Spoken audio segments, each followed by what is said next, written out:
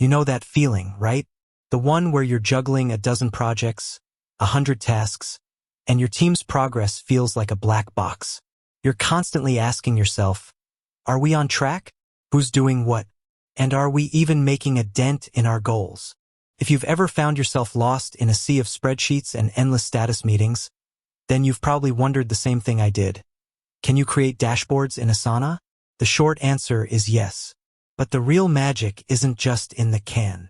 It's in the how, and more importantly, the why.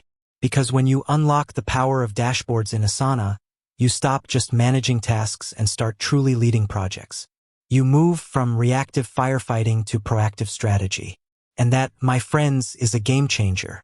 So let's dive in. The first thing you need to know is that Asana doesn't use the word dashboard in the traditional sense. Instead, it uses a feature called portfolios. Think of portfolios as your master control panel. It's where you can pull back and see a bird's eye view of multiple projects all at once. This is huge if you're a project manager, a team lead, or a stakeholder who needs to understand the health of an entire initiative, not just a single project.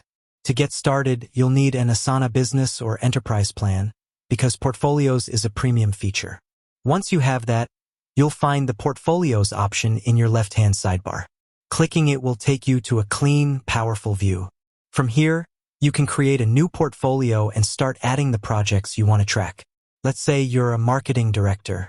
You've got projects for a new product launch, a social media campaign, and a website redesign.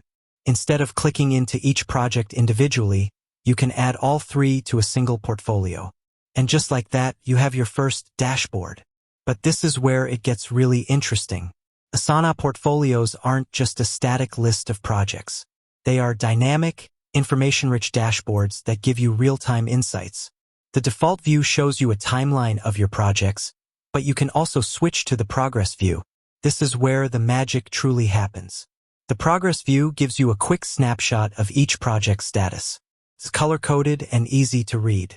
A green circle means the project is on track. Yellow means it's at risk. Red means it's off track. You can even see the latest status update from the project manager, so you don't have to go digging for information. This single feature eliminates so many unnecessary status meetings. Instead of asking, what's the status of Project X? You can just open your portfolio and see it instantly. But it gets even better. You can customize the information you see in your portfolio dashboard. You can add custom fields to your projects, things like budget, priority level, or even the department responsible. Once you've created those custom fields, you can display them right in your portfolio. This means your dashboard isn't just about progress. It's about context. You can sort and filter your projects based on these custom fields, allowing you to quickly answer questions like, which of our high-priority projects are currently off track? Or, how many projects are we running that are over budget? This level of visibility is what separates good project management from great project leadership. Another powerful feature of Asana's dashboards is the ability to view your team's workload. Within a portfolio, you can see a workload tab. This gives you a clear picture of who on your team is doing what and, more importantly, if anyone is over or underallocated. It's an invaluable tool for resource management. You can see a team member is overloaded and proactively reassign tasks before they burn out. Or you can see someone has extra capacity and assign them a new high-priority task.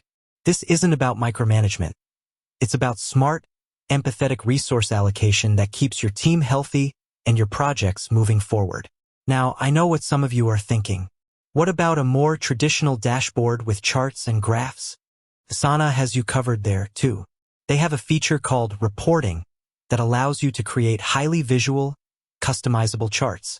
Reporting is where you can build beautiful charts to track things like task completion over time, task count by assignee, or even tasks by custom field.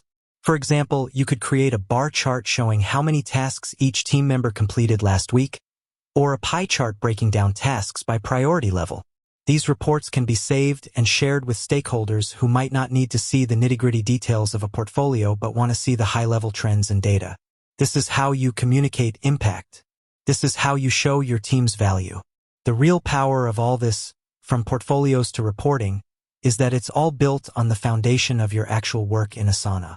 There's no need to manually update spreadsheets or create PowerPoint slides. The dashboards and reports are fed directly from the tasks and projects your team is already working on. This eliminates the dreaded double work and ensures that the data you're looking at is always accurate and up to date. So, to circle back to our original question, can you create dashboards in Asana? The answer is a resounding yes, but you get something even better. You get a set of powerful, interconnected tools, portfolios, workload, and reporting that move far beyond a simple dashboard.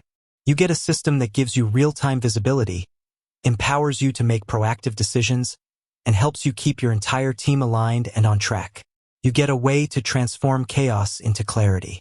With that said, thanks for watching, and until next time.